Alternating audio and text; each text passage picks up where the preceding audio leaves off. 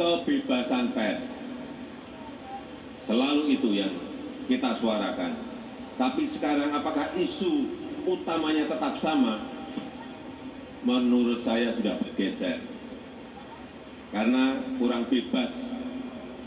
Apalagi kita sekarang ini. Pers sekarang ini mencakup seluruh media informasi yang bisa tampil dalam bentuk digital. Semua orang bebas membuat berita dan sebebas-bebasnya. Sekarang ini masalah yang utama menurut saya adalah membuat pemberitaan yang bertanggung jawab. Karena masyarakat kebanjiran berita dari media sosial dan media digital lainnya, termasuk platform-platform asing. Dan umumnya tidak beredaksi atau dikendalikan oleh AI.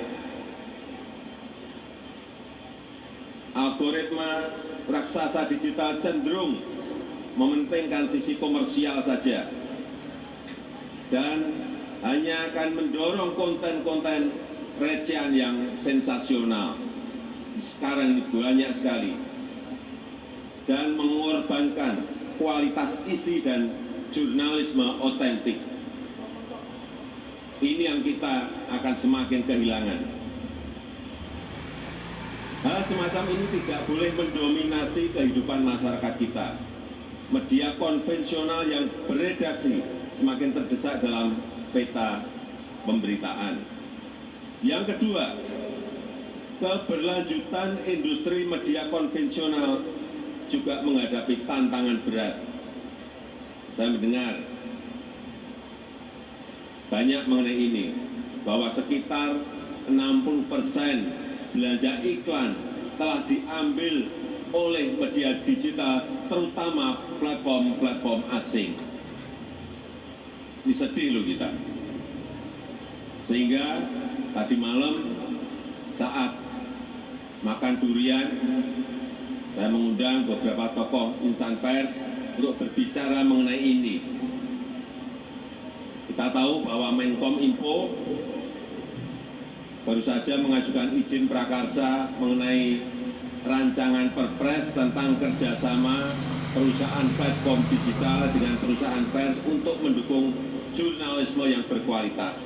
Tapi ada usulan lain, rancangan perpres tentang tanggung jawab perusahaan platform digital untuk mendukung jurnalisme yang berkualitas.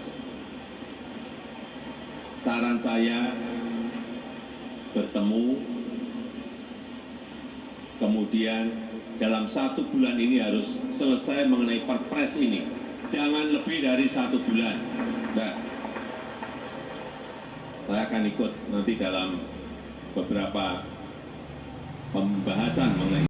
Sekali lagi, sekitar 60% belanja iklan telah diambil oleh media digital, terutama platform-platform asing. Artinya apa? Sumber daya keuangan media konvensional akan semakin berkurang terus. Larinya pasti ke sana.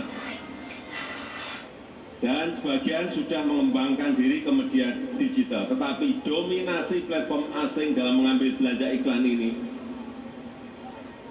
telah menyulitkan media dalam negeri kita. Kemudian yang ketiga, kedaulatan dan keamanan data dalam negeri juga harus menjadi perhatian kita bersama. Data adalah new oil yang harganya tak terhingga. Dan para penguasa data bukan hanya bisa memahami kebiasaan dan perilaku masyarakat. Dengan memanfaatkan algoritma, penguasa data dapat mengendalikan preferensi masyarakat. Ini yang kita semua harus hati-hati. Dan hal ini harus menjadi kewaspadaan kita bersama. Hati-hati dan waspada mengenai ini. Bapak Ibu yang saya hormati, di tengah suasana seperti ini, insan media arus utama, media mainstream, justru sangat dibutuhkan untuk menjadi rumah penjernih informasi. Penting sekali menjadi clearing house of information. menyajikan informasi yang terverifikasi dan menjalankan peran sebagai communication of hope yang memberi harapan pada kita semuanya. Peran utama media kini semakin penting untuk mengamplifikasi kebenaran dan menyingkap fakta, terutama di tengah keganasan post-truth, pasca fakta dan pasca kebenaran. Media arus utama diharapkan mampu menjaga dan mempertahankan misinya untuk mencari kebenaran, searching the truth, dan membangun optimisme.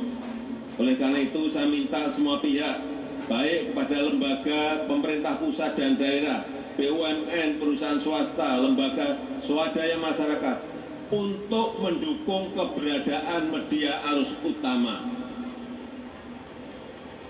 Memang untuk bisa eksis berkelanjutan media arus utama harus melakukan inovasi-inovasi, harus adaptif terhadap teknologi dan melakukan langkah-langkah strategis.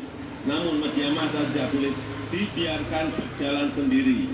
Pemerintah dan semua pemangku kepentingan harus memberikan dukungan. Terakhir, memasuki tahun politik, media massa harus tetap berpegang teguh pada idealisme, objektif, dan tidak tergelincir dalam polarisasi.